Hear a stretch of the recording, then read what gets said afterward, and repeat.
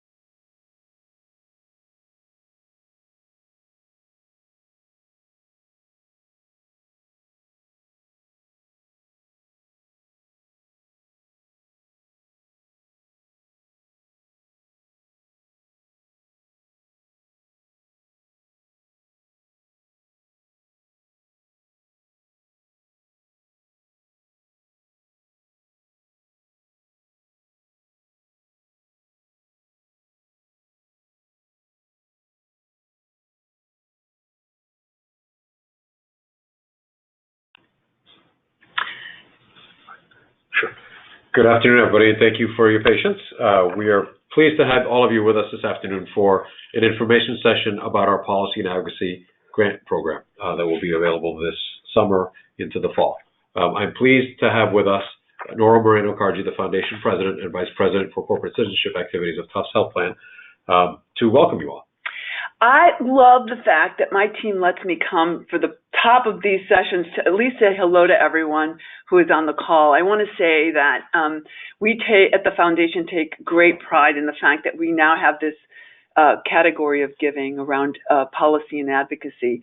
As a smaller foundation, we believe that the way to really push the needle in any issue is to support those ideas at a policy level, but also support the community-based organizations that are pushing for change and for improvements, especially as we think about age-friendly communities. And so on behalf of the Foundation, the team, thank you for your expressed interest by sharing your time with us in this category, and also a good welcome to those partners or potential partners in Connecticut. This year, again, we are proud to expand what we do in the state of Connecticut. We are doing our due diligence, making our connections there, and launching with the Momentum Fund there. And we'll touch briefly on it during this call. But again, I just wanted to welcome you. Thank you for your interest, and thank you for the great work that you all do in community. Philip? Thank you, Nora. And thanks again to all of you for joining us this afternoon. So the voice you're hearing right now is Philip Gonzalez. I'm the Senior Program Officer here at the Tufts Health Plan Foundation. With me also is Kimberly Blakemore, our Program Officer. Good afternoon. And we've also listed another key member of our team here, Alri McNiff-Daniels, who is our Senior Communications Officer. Alri is an integral part of the team and does work directly with grantees on communication strategies, beginning with the announcement of the grant, all the way through thinking about how we are able to feature grantees in a variety of settings, whether it's social media, on panels at conferences, or helping them get greater attention for their work.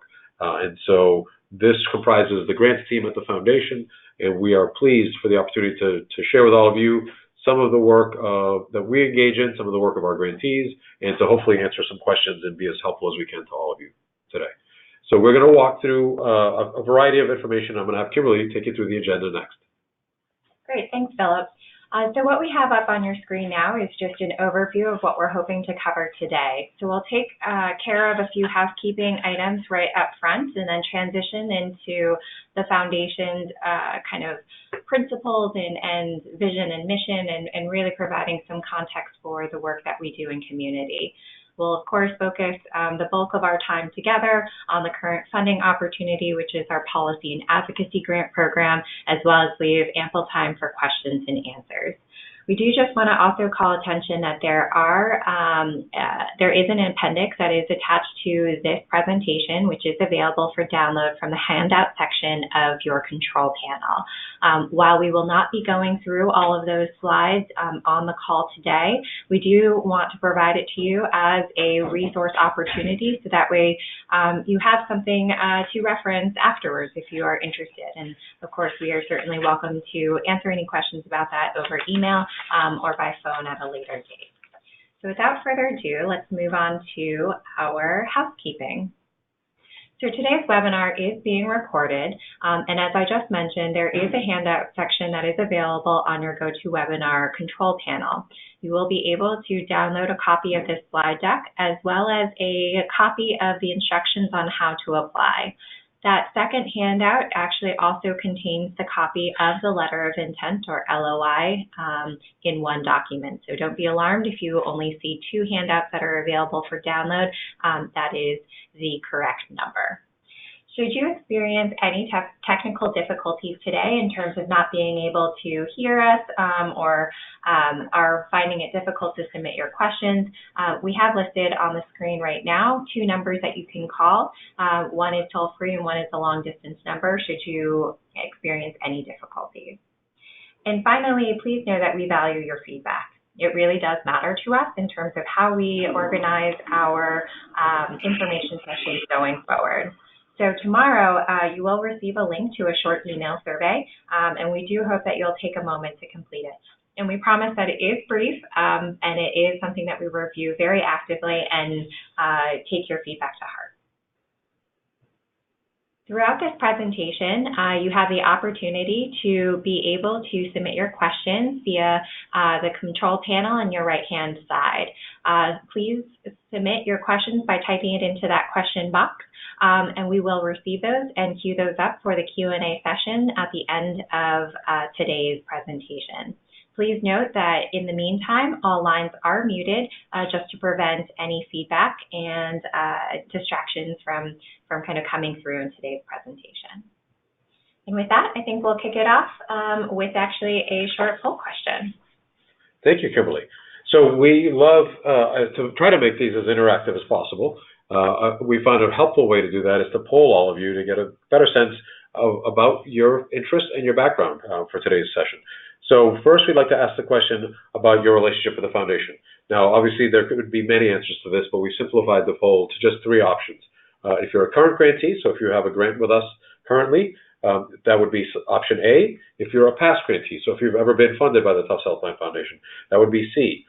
And if you're new to the foundation, if you're thinking about applying for the first time, or if it's been a very long time since you've engaged with the foundation, or still trying to get a first grant from the foundation, that would be option C. So if you see on your screen the 3 options, please enter your selection. You're only allowed 1 choice of the 3, and as we see the responses rolling in, we will interpret the survey with all of you. So we'll just give you 10 more seconds to put in your vote before we go ahead and close that here.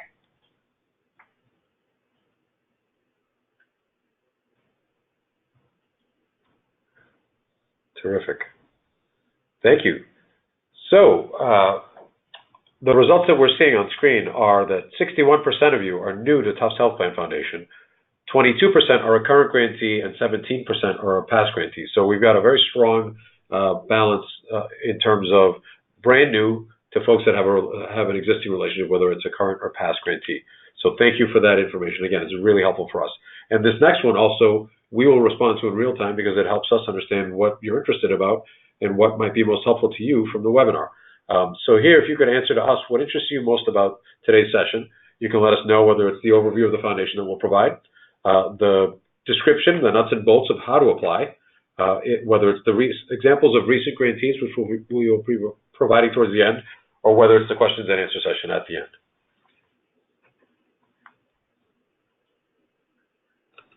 I'll give you 5 more seconds here to get your answers in for this poll question.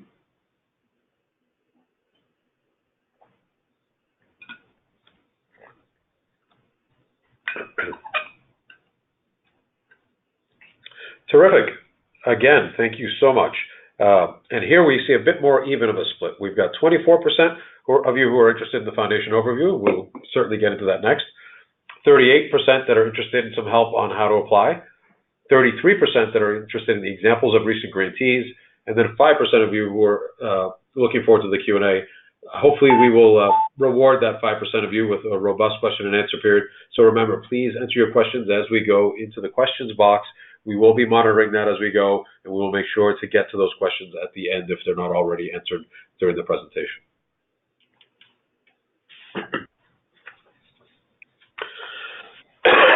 Excuse me. So again, to get into the foundation overview, we like to start with our vision and mission. We like to think that this really does guide us in many of the activities that we do on the grants part of the foundation, as well as the corporate citizenship activities that are part of the foundation as well. I would point you to some of the language in the vision about communities working to be great places to grow up and grow old, and certainly to the mission where we are focused on improving the health and wellness of the diverse communities that we serve. We think of older people as an asset to community, and the work that we engage in at the foundation, which is focused on healthy aging and older people, really allow communities to come forth with their ideas, with their leadership, and with what they see as a priority to make change so that communities can be great places to grow up and grow old. We are fortunate to be in the position of being a partner to many of those efforts, whether it's through a grant or whether it's working in partnership in some other form. And we hope that all of you are as enthusiastic and as energized by the idea that we are really creating momentum around making our communities great places to grow up and grow old.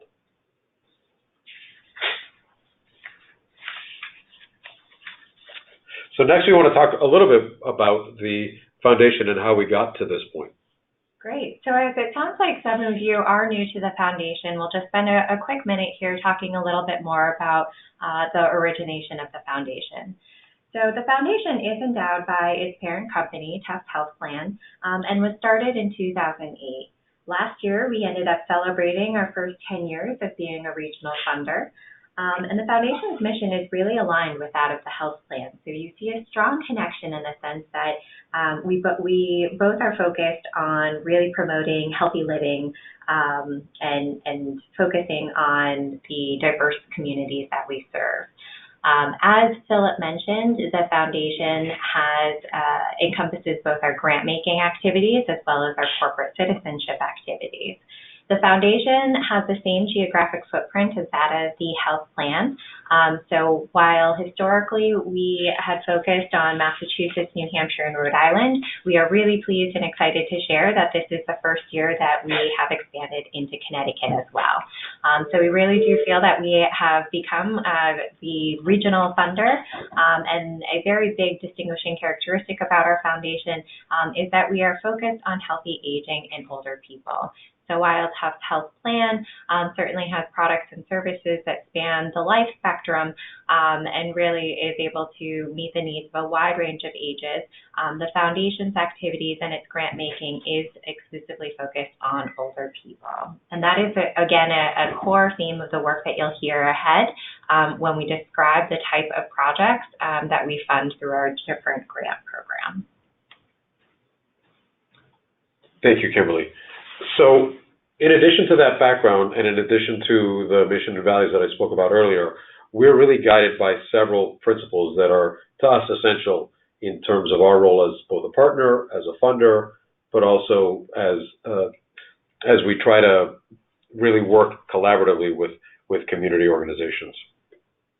The four guiding principles are listed in the boxes on your screen. They're collaboration, equity, community engagement, and policy and system impact for sustainable change. And they really inform all of our grant programs, and especially grant programs like policy and advocacy that are multi-year opportunities for funding. These guiding principles are things that you'll see reflected in the questions we offer in our letter of intent format as well as in our proposal formats. You'll hear us ask these questions and talk about these principles with any of you that follow up with us individually, and we think that they are essential as we continue to be, a partner and work alongside all of you to try and create change. Now, the roles that we take are informed by these four principles, and we think of ourselves as being able to be an advocate alongside many of you, working to promote more inclusive policies and to influence systems so that they better reflect the needs, the interests, and the priorities of community members, including older people. We see ourselves as a catalyst, helping others create change and being part of the mix as change is created in a community collaborative setting. And then ultimately, we're a convener, whether we're the host or whether we're a participant. We strive to be present and relevant in community settings wherever the organizations are coming together to work on issues that relate.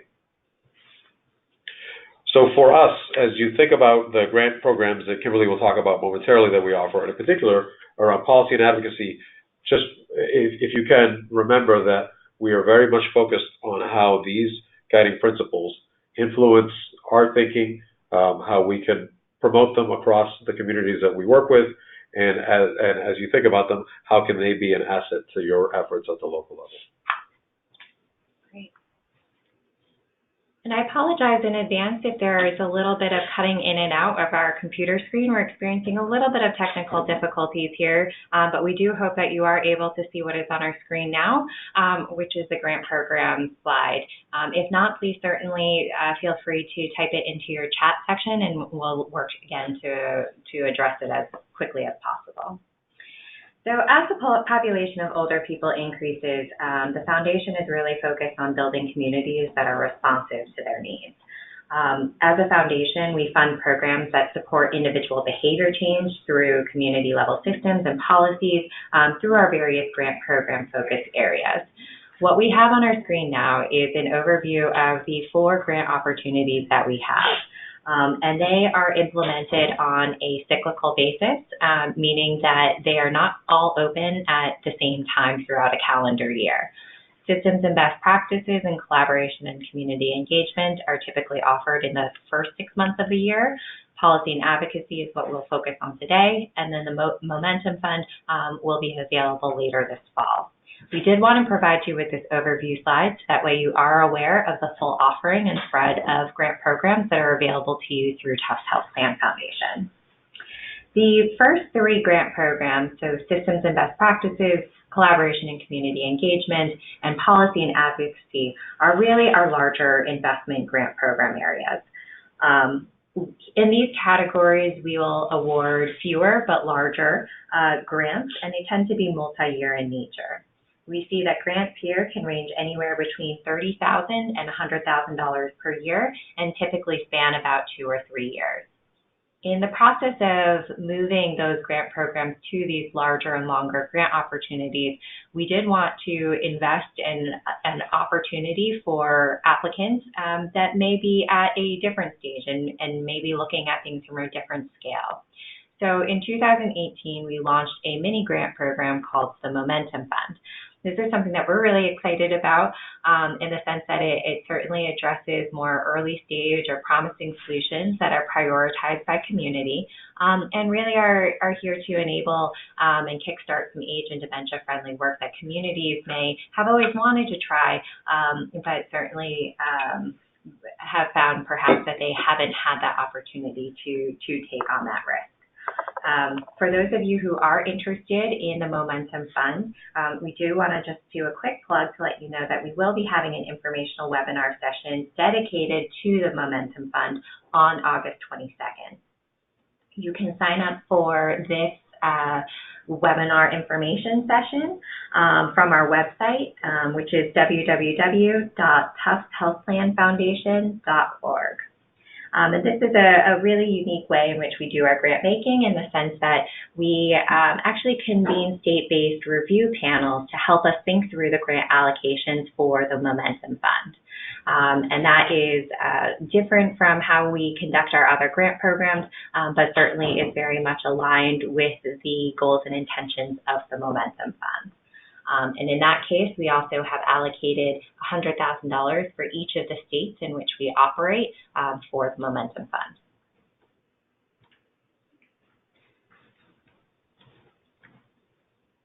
Here we provide you with some of the key dates for those grant cycles coming up. Again, given that today's focus is on policy and advocacy, we do want to call attention to the fact that our letter of intent is due on July 22nd, with a proposal invitation coming in around the week of August 21st, with full proposals being due on September 23rd. We've provided the other timelines for you just to give you a general time frame in which these other grant opportunities happen. As a friendly reminder, an organization can only hold one active grant at a time.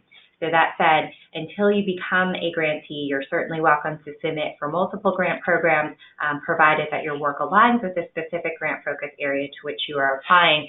But we did want to put this up here because some of you may already hold a Momentum Fund grant, in which case you would not be eligible to apply for and receive policy and advocacy funding this year.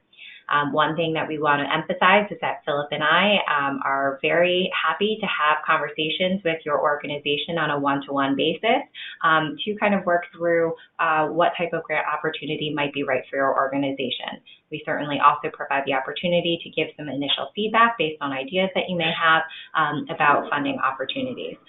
So please don't be alarmed if you currently hold an active grant and aren't sure about your eligibility.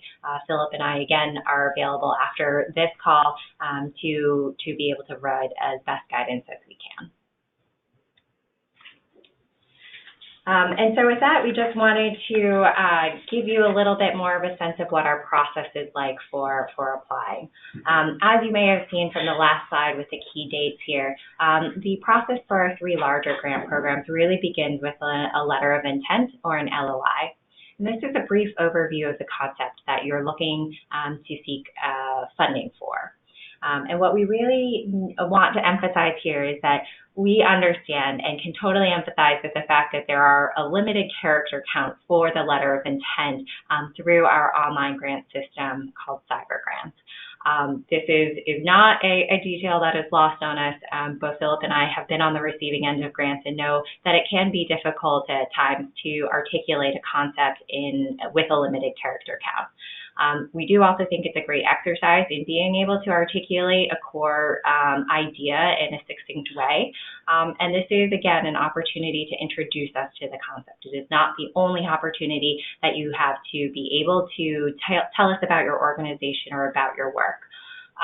We certainly, again, welcome phone calls that we can schedule in advance of the LOI deadline if there are things that you want to talk about or kind of get some more clarity on in terms of where you might be able to focus your letter of intent. The LOI has some basic information that we'll ask for, including, what your total program budget is and the amount that you are looking to request, and whether it's over 1 year, 2 years, or 3 years. We do not, at the letter of intent stage, require you to submit a full budget attachment. And we know that this may be a bit of a departure from the way that other foundations operate. So if you do go ahead and start a draft of an LOI in our process and see that there is no place to upload a budget template, do not be alarmed. That is the way that we've designed this application.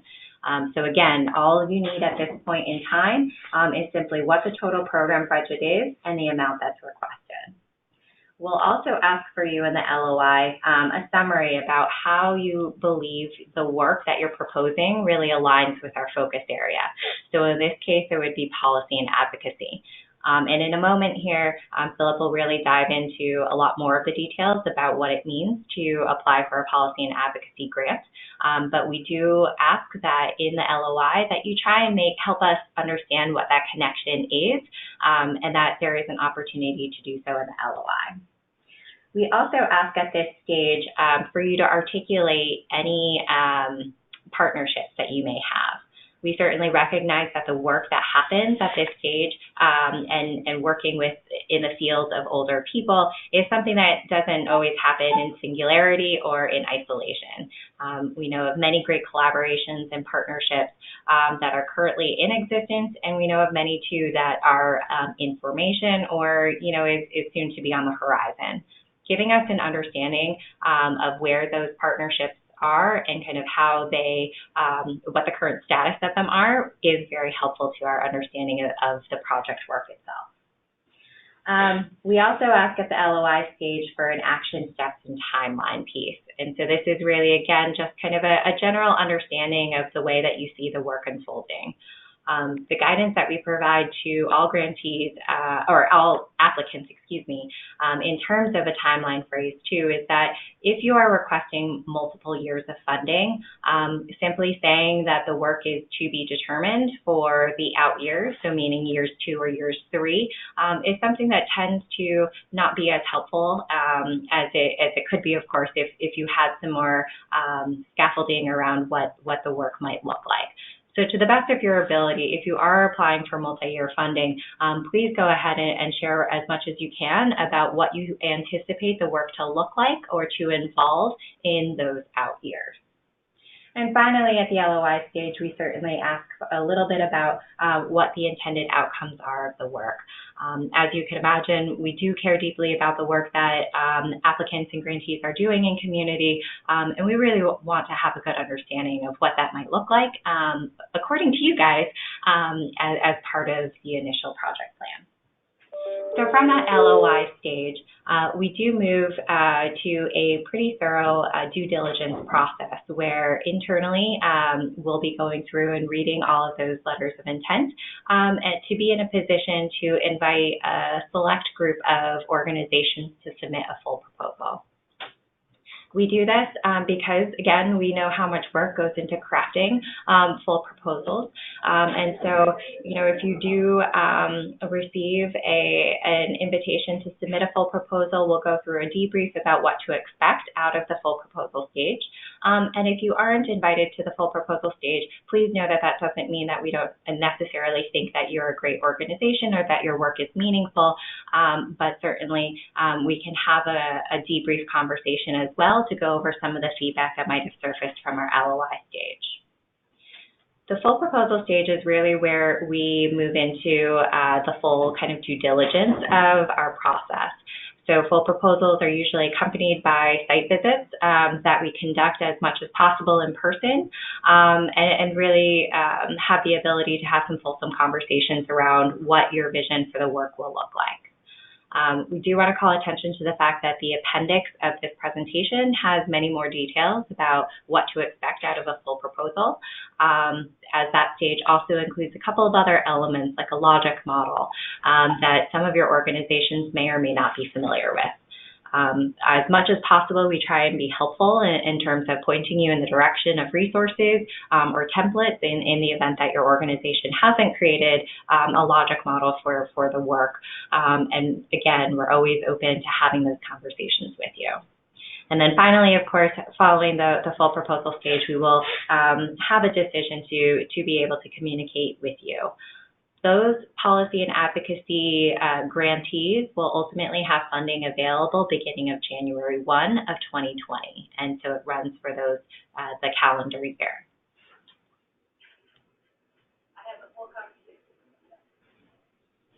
Thank you, Kimberly. That was a terrific overview of the process steps.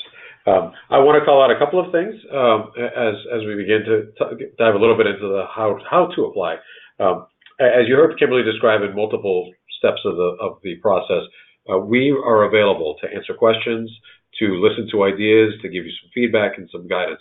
We really see our role as eliminating the guesswork as much as possible for you about the foundation, the approach that we take, and the considerations that we include during our review processes.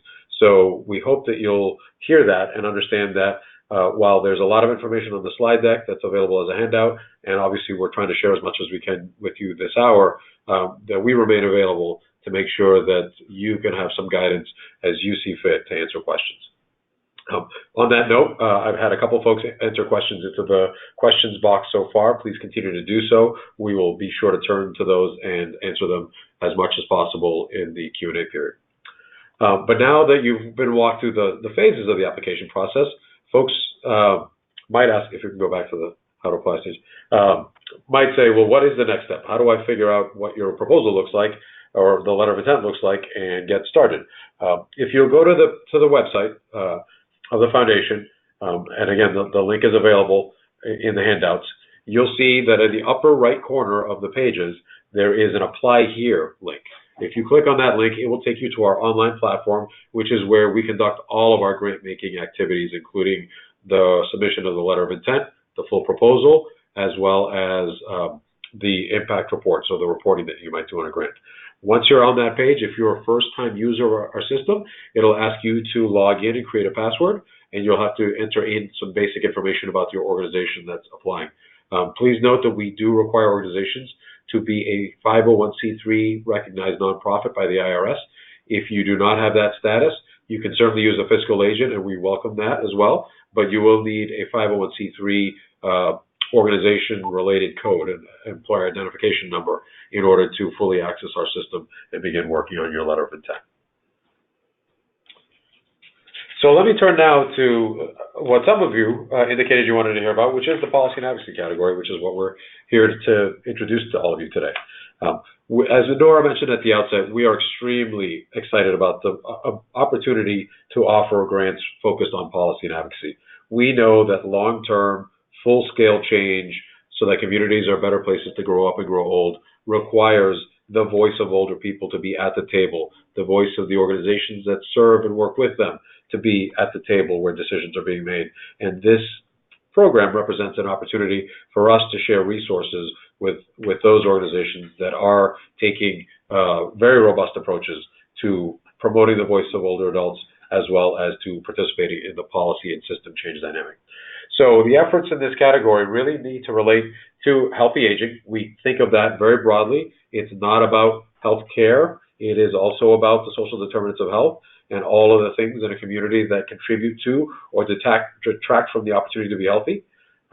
We want efforts that come to us to have some level of inclusivity. We want older people to be engaged in the efforts, in the planning and implementation, if at all possible. And we certainly prioritize, with our focus on that guiding principle of equity, any efforts that are targeting or working with diverse communities in your region. And again, you've heard us say this multiple times. We love to hear about your partners. Collaboration is one of our guiding principles, so we will be interested in understanding how your effort is collaborative. We think of the category of policy and advocacy as including a couple of different buckets, for lack of a better term. The first is access, which is really focused on policy system change that influences the services, supports, and the organizations that older people rely on to be able to age in community in a healthy way. And so advocacy that educates and informs decision makers and the organizations working with older adults are important things for us to include in that access category. I will give you some examples in a moment that hopefully illustrate that. And then community and civic engagement is the second bucket. And here we think about the organizing of older people. We know that lived experience, the perspective from individuals living in communities and folks living and working through the systems, trying to be healthy, is a very powerful resource and one that we don't want to overlook. And so this part of the policy and advocacy category allows us to invest in organizations that are out there doing organizing, bringing older people together, allowing them and helping them to set priorities that they can pursue together around policy and system change, and ensuring that their voice is at the table and able to be heard. Now, I can talk about the concepts for a long time, but probably nothing does as much as describing some examples from recent grantees and the work that they're engaged in. So sorry, we're making our way back to that slide. And so we've selected 3 grantees from this past year. I would mention that we do have full lists of all of our grantees by year available on our website. So if you're interested in understanding who's been funded in this category, you can certainly go to our website and get a more complete list with descriptions and amounts of grants over the last several years, and hopefully that will give you an even more robust flavor for the organizations and efforts that have been included in this category in the past. But just to give you spotlights on 3 recent grantees. Green Roots is up on the screen here, a very grassroots-oriented effort based in Chelsea, Massachusetts. Their efforts, what we're providing support to, is their ability to organize a very diverse community of older people living in the city of Chelsea, which is just north of the city of Boston, which is unfortunately being adversely affected by a variety of transportation and infrastructure projects, which is severely curtailing the ability of older people to move around, to be mobile, and to be engaged living in that community. And so Green Roots is organizing older people that live in that community, that rely on public transportation, and also working very collaboratively with a statewide coalition of organizations that are working on public transportation issues. And so this grant is really supporting efforts at a couple of different levels: local community organizing directly with older people who are setting priorities and contributing to the advocacy strategies, but also allowing the organization to participate in a statewide, more robust collaboration around transportation. New Hampshire Legal Assistance in Concord, New Hampshire, is a statewide organization that does a variety of things. What we are supporting them to do with Policy and Advocacy Grant is to be the policy and advocacy arm of the New Hampshire Alliance for Healthy Aging. The New Hampshire Alliance is a statewide collaborative with dozens of organizations as participants. They very much see themselves as a key influencer and leader in the space of healthy aging. And the New Hampshire Legal Assistance Organization is helping them do a couple of things. One is that they're organizing older adults that are living with low income situations in communities around New Hampshire so that they can understand what the Alliance is working on, contribute to setting the priorities, and also contributing their stories and their voice to the efforts around policy and system change. And then they're also being supported to ensure that there is a strategic direction and policy infrastructure that the New Hampshire Alliance for Healthy Aging is pursuing as a collective. So in addition to the voices that they're gathering and organizing and supporting at the local level, they are helping advise and guide the advocacy and policy strategy that the overall collaborative is taking, which again includes dozens of organizations from across New Hampshire. The third example I'll offer is the Senior Agenda Coalition of Rhode Island. Another grassroots organization, this one statewide, working in Rhode Island, that is organizing older adults directly through that organizing, setting statewide priorities. Currently, they're prioritizing access to public transportation, which is a need that we see very frequently, so it's not surprising that there might be more than one grantee working on that particular issue. But they've also been working to ensure that the state is adequately supporting the Point, which is an informational resource for older adults across Rhode Island, and to ensure that that resource, which is publicly funded, has the support it needs to be a relevant resource, up to date with useful information for older people and their caregivers and their neighbors, so that there is appropriate information for older people to navigate the systems that they might need to encounter, but also to ensure that they are seen as a critical asset and that the resources that they need to be healthy are available to them.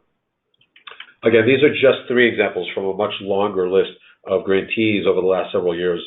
We are proud, again, to be a partner in these efforts, but as hopefully you can tell from my descriptions, the agendas, the priorities, and the approaches are really being set at the local level. We don't dictate how the organizing happens or exactly which communities to work within. Really, we expect that those that are applying to us have been doing the work, understand that, have the connections to the local community, and have decided on what makes sense for your local community. Communities need to travel their own path to having a voice and to making policy and system change, and we very much encourage that. And we appreciate the opportunity through the letters of intent and full proposals to learn about the range of activities that are being undertaken in communities across the states that we serve. So I'm going to pause there with the examples because we'd like to make sure that we have ample time to answer your questions. And so we want to make sure that we remind you how you can submit your questions.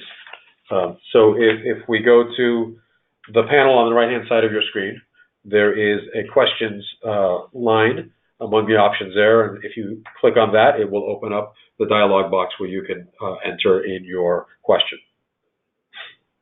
And so thank you to those of you who actually have already submitted a question.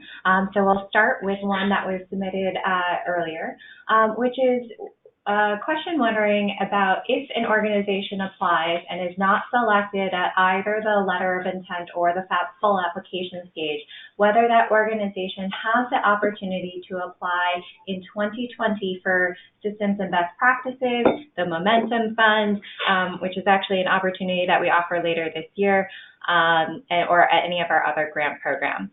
The short answer is yes. So you are, as an organization, that provided you do not have an active grant already, are able to submit to a different grant program if you do not move forward in the policy and advocacy category. We can discuss more of the logistics around that and perhaps what that might mean for your organization and the work that you're proposing through those debrief opportunities that Philip and I had referenced earlier. So this can get confusing quickly, so oftentimes it is better for us to discuss this directly with individuals, but in an effort to be helpful and to give you a sense of the kinds of things we can discuss one-on-one, I'll give you the example of an organization that is interested in policy and advocacy and also thinking about the Momentum Fund. So for example, we're an organization to submit a letter of intent for policy and advocacy that would be reviewed in the July and August timeframe, and we would deliver a decision whether to invite a full proposal or not by the 3rd week in August. If a full proposal was not invited for policy and advocacy, that same organization could submit a proposal to the Momentum Fund. Obviously, it should conform to the Momentum Fund grant program, what it's focused on, and the level of support that it's available to provide. But that organization, by virtue of not being actively submitting a full proposal in policy and advocacy, not already having a grant that's active, would be then eligible to submit a full proposal to the Momentum Fund by the September 19th deadline that Kimberly mentioned earlier. And then if none of those submissions were resulted in a grant, that same organization would be able to submit something for systems and best practices in January of 2020. And so that actually is that was a great question, and it is in fact one of the most frequently asked questions that we have. We've also put up on here some of the other questions that we often get in terms of our grant opportunities. And so one that also kind of came in just a moment ago about being able to submit more than one LOI. The answer in short is that we would prefer that an organization have a conversation with us to be able to flesh out what some of those details may look like around those different ideas. As a funder, we're very cognizant of our role in supporting the work that you guys have prioritized and that the community has prioritized. And we really don't view ourselves as being in a position to prescribe or dictate what that best opportunity is.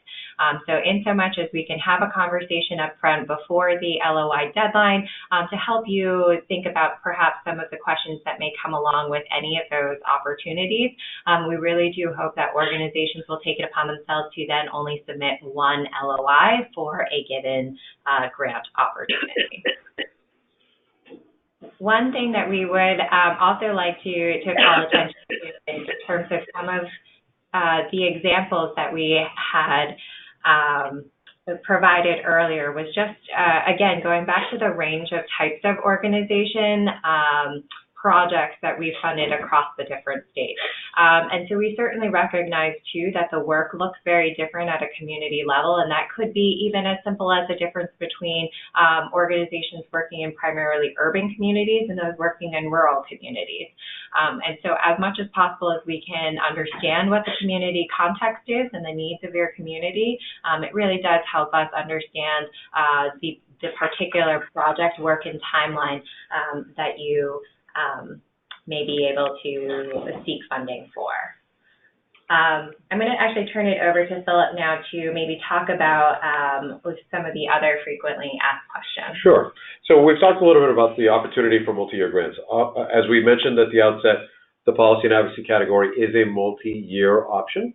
You are able to submit up to 3 years as part of your request.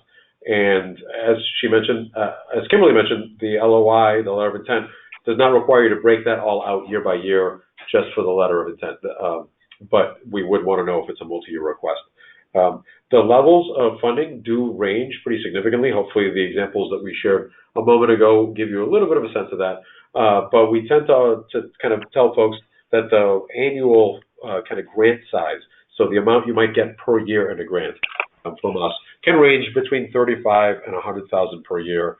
And so that means that a multi-year grant could include, 3 years of funding with each year somewhere in that range. We do always reserve the right not to award funds at the length of time or at the amount requested. But again, we will be in touch with applicants as we are going through the review process. So, we will have conversations and not allow things to be a surprise for folks as we go through our review process. I do want to elaborate a little bit on what Kimberly was saying about the multiple letters of intent, because we do get this question quite frequently.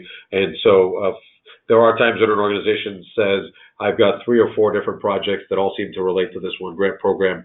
Can I put in 2 or 3 letters of intent in the same cycle for my different projects, all from the same organization? And while we understand that organizations do a variety of work, and much of it is great, and many things can be relevant to the grant programs that we offer, we do ask that you do some internal thinking and determine what your priorities are, because if not, the multiple LOIs puts us in a difficult position of having to decide for you what we think your priorities are, which we are not going to be very good at across all of the organizations and all the communities that we work within. So we are available to help you with that thought process and to give you feedback along the way. So I would say if you're having a hard time deciding which one is most relevant, which one is most primed, most opportune to take forth to an LOI, give us a call. We will listen. We will give you some feedback.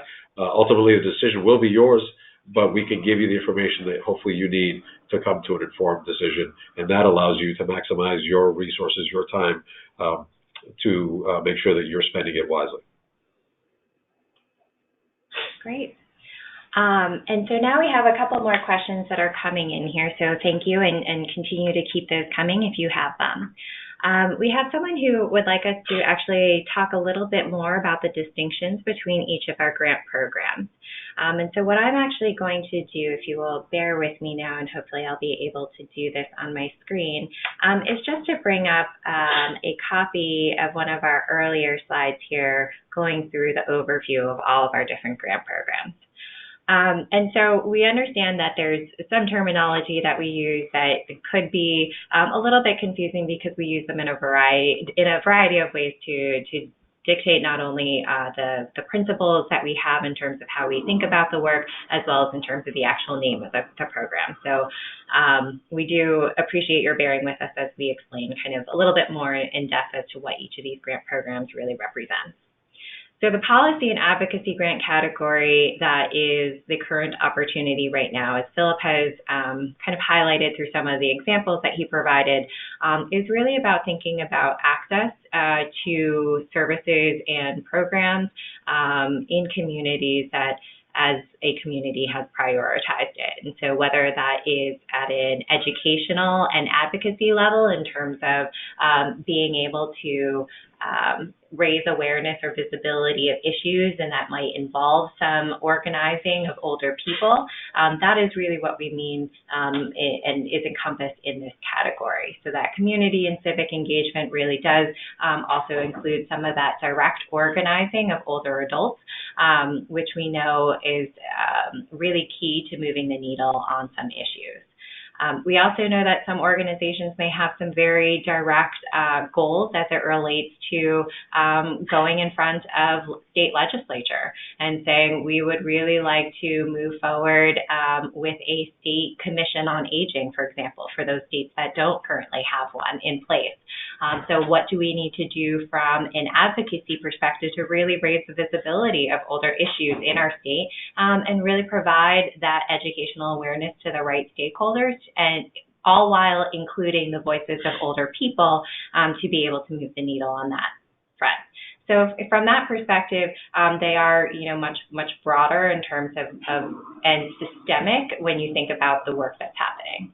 This does really vary in terms of the systems and best practices category, which is less about kind of, again, moving the needle perhaps on a particular legislative agenda item, but really thinking about the ways that an organization can be meeting the needs of a community and making it more age-friendly. And so we have up here on the screen a couple of different subcategories that are sometimes helpful to think about the work. So that could be field or capacity building, or health and wellness, or purposeful engagement and workforce development. Really thinking about it in terms of the social determinants of health as they relate to older people. So we don't want to say that it's only about, addressing social isolation, or that it's only about, increasing the healthy eating behaviors of older people. It could be transportation or housing related. And so that really falls under systems and best practices. If you're a community, too, that is thinking about becoming more of a designated age-friendly community, which is a concept and principle that started with the World Health Organization and really adopted here in the United States by AARP through its Age-Friendly Communities program. That is something that is a more prescribed pathway for communities to really be able to engage and secure support through its municipal leaders to bring about a particular plan of action as it relates to making it more age-friendly. Our collaboration and community engagement grant category is held at the same time, or is reviewed at the same time as systems and best practices. And that is really thinking about that kind of systems and best practices work at a much larger level, both in terms of involving multiple sectors, as well as involving a really large geography. So the work that you see there might be statewide collaboratives or multi-state regional collaboratives. So the scale and scope of that type of work is much broader. And then finally, the Momentum Fund is really very distinct in both the fact that it's a mini grant program as well as it's an opportunity for organizations, both new and established, to be able to take some risk as they're thinking about implementing or kickstarting agent and mentor-friendly work in their category. So I'll pause there and see if Philip has anything to add to how we think about distinguishing these opportunities. I think that's a great description, and we do try to make the names of the grant programs be as illustrative as possible about what they focus on. But again, policy and advocacy really is around organizing of older adults and older people to be present and participating in the systems and policy decision-making that happens in community and at the state level. And then also for direct work to change policies and systems in a way that influences their ability to support older adults being healthy in community. We've got a couple of other questions that I want to make sure we get to before we run out of time. A question just came in a moment ago asking about whether we rate proposals based on the number of older adults or older people that would be potentially affected. It's a great question. And then there's another question that I think is embedded in that is how we define older adults. And that's another great question that we get quite often. We actually do not prescribe an age threshold for what is an older adult or older person. We are open to your perspective on what the population in your community or the community that or organizations that you're working with focus on. We know that the general commonplace definition ranges somewhere between 55 to 65 and above. But we also know that there are subpopulations, for example, folks who are chronically homeless, folks with potential developmental disabilities, who may show signs of aging faster than others. And so we take those things into consideration based on what you provided in the descriptions in your letter of intent proposal. As well, we know that there's a lot of intergenerational programming, which means that by definition, the resources would go to support work with older people, but also with youth. And so certainly that is something that is considered and possibly things that could be submitted within our grant programs. Now, in terms of the numbers, we do take into consideration the systemic level impact of proposals. We do, especially in policy and advocacy and in collaboration, community engagement, systems and best practices, our multi-year categories, we do expect that there is some level of systemic impact. So we do ask the question of how many older adults, or I guess what's the impact beyond the individual older adults that you might be working with in terms of the work that you're proposing. There's no minimum threshold, however, so it's not that you have to work with a certain number or engage a certain number, but we will ask the question, if you were to be successful in your efforts, what's the impact beyond the individual older adults that you're engaging as part of your efforts?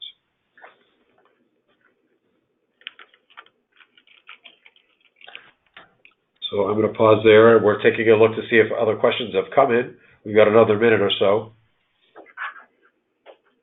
And while we wait to see if there are any final questions here that are coming through, we do want to call attention to the fact that we have our contact information up on the screen right now. As Philip and I have been mentioning, we are very happy to have conversations with you about your work and about your organization. So please feel free to jot down our emails and our numbers, and we will hopefully be able to schedule a time with you soon to talk that through. The additional point that we wanted to make as we get into the kind of final closing stages here is, again, just the fact that you are able to download a copy of this handout, of this presentation, from the handout section of your control panel. And in the appendix that follows, we do have a few slides that we think may be helpful. It includes a list of the elements of a full proposal, what our full budget template looks like if you do get invited to that full proposal stage, as well as some examples of some logic models. We've also included a slide on how we partner with our grantees. because what we really want to emphasize here is that our goal is to establish relationships with our grantees and with applicants as well. We really do see our role as supporting the work that you guys are doing in community. You guys are the frontline folks who know your communities best, who have been really listening and responding to the needs of older people. And we really do want to be as much of a resource as we can be. And that means not just writing a check and saying congratulations and goodbye. We really do try and be as involved as possible if that seems appropriate and is wanted from the part of the grantee. And so in addition to, potential financial support, we do regular exchange of information. We're constantly learning alongside of our grantees and with our external partners. We really do like to, again, going back to the point that Philip had made earlier about our role as a convener, try our best to put together or participate in gatherings that really enable us to all learn from each other. And of course, our role as a funder is to promote your work too. And so Alvary McNiff-Daniels, again, our senior communications officer, is a critical part of being able to help you think through the strategy around visibility of your work in community, and whether that's very specifically from a communications front or whether that's from a connections and relationships front. Those are roles that we also play with our grantees. So with that, we thank you all for joining us. It's exciting for us to know that there are this many organizations and individuals working with and focusing on older people and their opportunities to be healthy in community. We're excited to hear from you as the next few weeks transpire and as we approach the deadline in July. So please don't be shy about reaching out if you have questions for us or would like some additional information or just want to chat about what you're working on. We remain available. You'll see us around in community, but we are just an email or a phone call away to try and make sure that you have the information you need to make the best decisions about how to use your time and energy around proposals to us and also on behalf of your organization. So again, on behalf of the entire Tufts Health Plan Foundation team, our president, Norma Moreno-Cargi, and our board, we appreciate you giving us this hour this afternoon and look forward to hearing from you soon. Thank you. Take care.